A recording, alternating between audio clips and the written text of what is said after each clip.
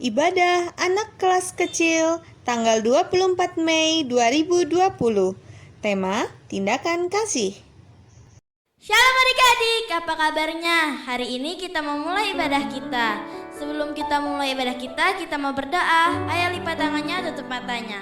Tuhan Yesus, bentar lagi kami memulai ibadah kami, berkati dari awal, pertengahan hingga akhir. Dalam nama Tuhan Yesus, haleluya, amin. Tema kita hari ini tindakan kasih. Passwordnya, lihat sekelilingku, tebarkan kasih bagi orang lain. Nah, kita memulai ibadah kita. Ayo kita bangkit berdiri.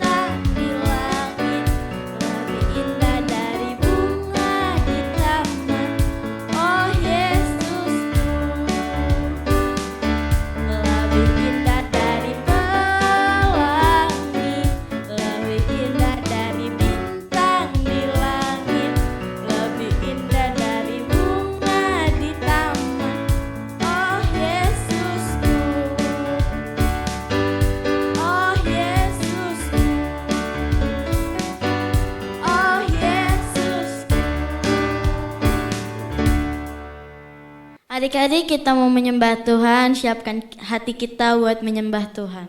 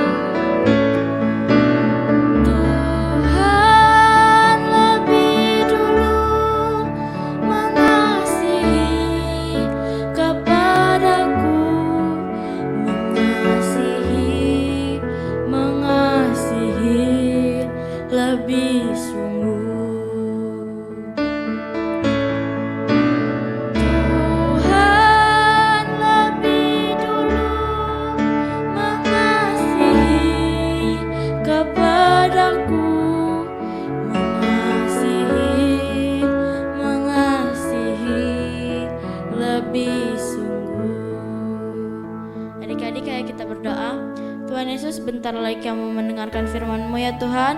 Berkati ya Tuhan, dalam nama Tuhan Yesus, haleluya, amin. Adik-adik, saatnya mendengarkan firman Tuhan yang akan disampaikan oleh Kak Yane. Shalom adik-adik, apa kabarnya? Masih di rumah aja? Nah, Adik-adik, apa kegiatanmu di rumah setiap hari? Apakah kamu juga membantu orang tuamu? Jangan lupa ya, praktekkan firman Tuhan yang minggu lalu adik-adik sudah dengar, yaitu peduli dan mengasihi sesama. Nah, meskipun adik-adik di rumah aja, tetap lakukan yang namanya tindakan kasih kepada orang-orang di sekitarmu ya. Ada banyak hal, ada banyak orang yang bisa adik-adik tolong, yaitu mama, papa, kakakmu, dan adikmu, bahkan orang-orang di sekelilingmu. Yuk adik-adik, praktekkan firman Tuhan. Nah adik-adik, hari ini kakak mau cerita firman Tuhan. Temanya hari ini tentang tindakan kasih. Kasih atau sayang itu bukan hanya diucapkan saja, tetapi juga dilakukan. Nah, kalau adik-adik bilang sayang sama mama, pasti adik-adik akan melakukan sesuatu untuk membuktikan bahwa adik-adik sayang sama mama. Misalnya kalau mamanya bilang tolong cuci piringnya, tolong sapu rumahnya, nah pasti adik-adik melakukannya. Kenapa? Karena adik-adik pasti sayang sama mama kan. Nah itu namanya tindakan kasih. Nah walaupun adik-adik melakukannya itu pasti rasanya malas, berat, tapi itu namanya rela berkorban loh adik-adik. Jadi kalau sayang itu adik-adik, kalau sayang pasti ada yang namanya tindakan kasih. Kalau sudah ada tindakan kasih, pasti ada yang namanya rela berkorban. Jadi adik-adik, yuk kita mau praktekkan, kita mau bilang kepada orang-orang di sekitar kita, kita mau tunjukkan bahwa kita itu peduli dan kita sayang kepada mereka. Sekalipun harus ada yang namanya rela berkorban. Itu namanya kita peduli dan kita sayang kepada orang-orang di sekeliling kita. Amin adik-adik. Adik-adik, hari ini kakak mau cerita tentang salah satu tokoh Alkitab yang dia peduli terhadap bangsanya. Dia adalah seorang ratu lah adik-adik. Kira-kira siapa ratunya? Apakah adik-adik tahu? Ratunya namanya siapa? Dia namanya Ratu Ester. Yuk kita dengarkan ceritanya berikut ini. Ester adalah ratu Persia. Suaminya adalah Raja Ahasweros. Ratu Ester memiliki rahasia yang tidak diketahui oleh raja, yaitu ia adalah orang Yahudi, orang Israel, bukan orang Persia. Sepupu Ester yang bernama Mordekai bekerja di istana dan ia sering pergi untuk melihat-lihat bagaimana keadaan Ester di istana secara diam-diam. Pada waktu itu, penasehat raja yang bernama Haman menerima kenaikan pangkat dari raja. Ia sangat bangga. Semua pegawai raja di pintu gerbang istana raja berlutut dan sujud kepada Haman. Tetapi Mordekai tidak berlutut. Karena hal itu, Haman menjadi marah. Ia berencana untuk membunuh Mordekai dan membunuh seluruh orang Israel, orang Yahudi di seluruh kerajaan Ahasweros. Demi melaksanakan rencana jahatnya itu, Haman mulai menghasut raja. Ia memberitahu raja bahwa orang Yahudi itu berbahaya dan harus dibunuh. Aduh, adik-adik gawat ini. Raja setuju dan merencanakan hari di mana orang-orang Yahudi akan dibunuh. Setelah mendengar itu, Mordekai menjadi ketakutan dan mengirim pesan kepada Ratu Ester. Mordekai meminta agar Ester memohon kepada raja untuk merubah titanya itu dan membela bangsanya di hadapan raja. Lalu Ester memberitahu Mordekai bahwa raja akan membunuhnya apabila ia menghadap raja dengan tidak diundang, kecuali jika raja mengelurkan tongkat emasnya itu, berarti raja berkenan kepada orang itu. Wah, ternyata ada risikonya ya adik-adik. jika Ratu Ester menghadap raja. Antara hidup dan mati. Waduh, adik-adik, gimana ini ya? Apakah Ratu Ester akan tetap berjuang untuk bangsanya? Setelah berpikir, akhirnya Ester memberanikan diri untuk membela bangsanya. Nah, disinilah letak pengorbanan Ester. Ester peduli dan mengasihi bangsanya, dan ia melakukan tindakan kasih, yaitu membela bangsanya, walaupun itu butuh pengorbanan, adik-adik. Wah, Ester luar biasa ya, bisa mengambil keputusan seperti itu. Wah, salut deh sama Ester. Saat itu, Haman membangun tiang di halamannya. Ia merencanakan untuk menggantung Mordekai di sana. Waduh, Haman. Lalu tibalah saatnya waktu perjamuan ratu, ia pun pergi ke istana. Sementara minum anggur, bertanyalah raja kepada Ester, "Apakah permintaanmu? Pasti akan aku kabulkan apapun yang engkau minta." Kemudian Ratu Ester berkata kepada raja bahwa ada seseorang yang mau membunuhnya dan membunuh bangsanya. Wah, raja menjadi sangat terkejut dan marah dan bertanya, siapa yang berani melakukannya? Kemudian Ester berkata sambil menangis bahwa orang itu adalah Haman. Setelah mendengar itu, raja langsung menyuruh penjaga-penjaga untuk menghukum mati Haman. Lalu Haman pun dihukum mati dan digantung di atas tiang yang dibuat oleh Haman sendiri. Karena sang pahlawan, Ratu Ester yang peduli dan membela bangsanya, sehingga bangsa Israel selamat dan tidak jadi dibunuh.